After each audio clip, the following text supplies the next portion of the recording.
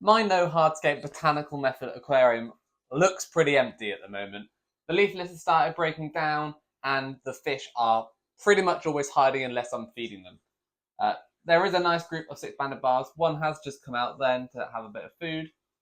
But they spend a lot of their time in the shaded, shadowy areas, and because it's quite a dark tank overall, you can't see them.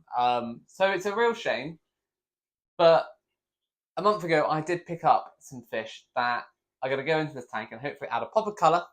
They're going to add some movement and not hide away so much, and hopefully they might even encourage the barbs to come out a little bit more often. You may remember that not that long ago, I added loads of tannins to this tank using Better Tea. I did a whole video on it and the tank was looking really nice and dark red in colour.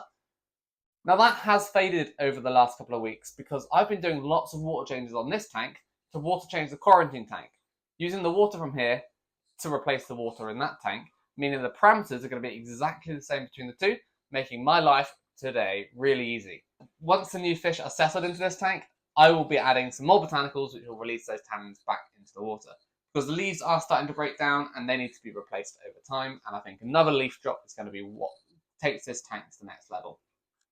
The new fish that I've got for the tank are down here in my quarantine tank, and as you can see, it's pretty tucked away and hard to see, which is why I've not been able to take any photos or videos to share with you up until now, because I just can't get to it to get a decent shot. However, I will see if I can give you a little tease so you can see what species they are before I catch them out and move them across. Once they're into the new tank, I'll come back in a few days, I'll do a fresh botanical drop into that tank, and we'll do some final shots of them enjoying their new home. It's going to be far better for them in there than it is in this little tank tucked away at the bottom of my fish room.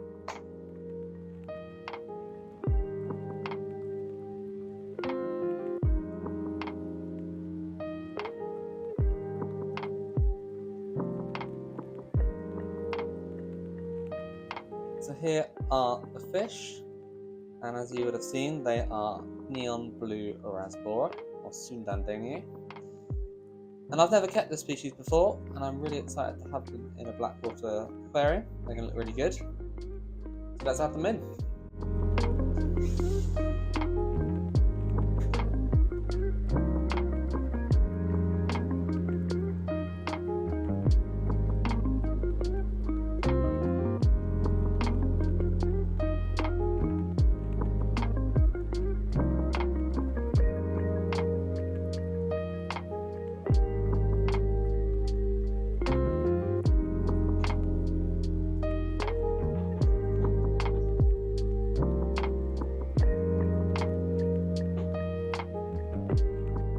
It's been a couple of days since I added in the neon blue rasbora to this layout, and I'm really impressed with how they're looking in there.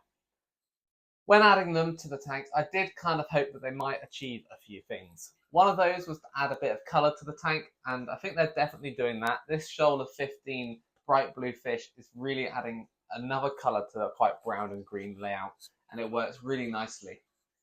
Second, I wanted to add a bit more movement and activity and make it actually look like they had life in the tank, because the barbs that are currently in there are pretty shy and they don't really come out and about when there's anyone in the room.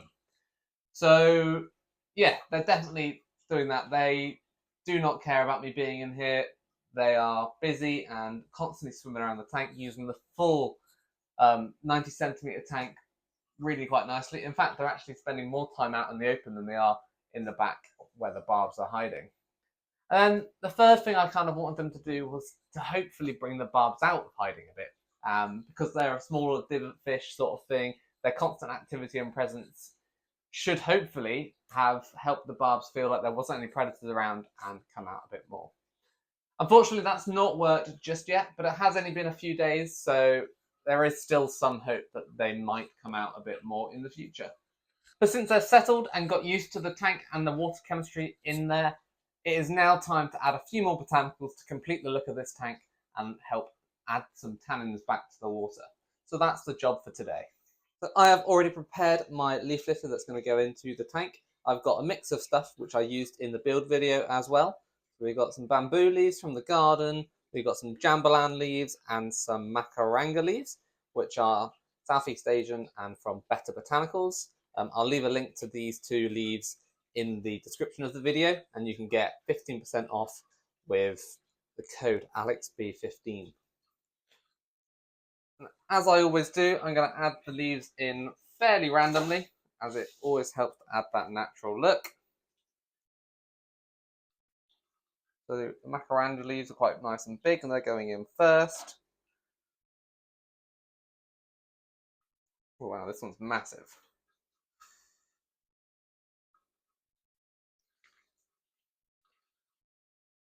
Then a few jambalan leaves.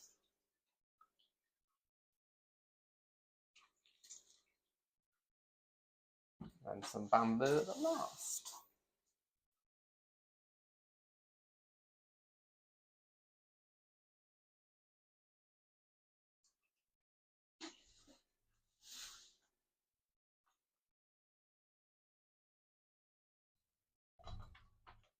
So there we have it. The botanicals are back in, and the tank is looking fuller and busier thanks to the rasboras as well. With both the fish species being Bornean and the leaf litter being quite Southeast Asian inspired as well, and using all cryptocorn species, although they're not all from Borneo, it does give a very nice loose biotope feel to it. Although in adding the botanicals, I have stirred up a lot of the sort of sediment and detritus that has built up over the last few months, and that has clouded the water slightly, so I am going to have to come back to do my final shots, I think.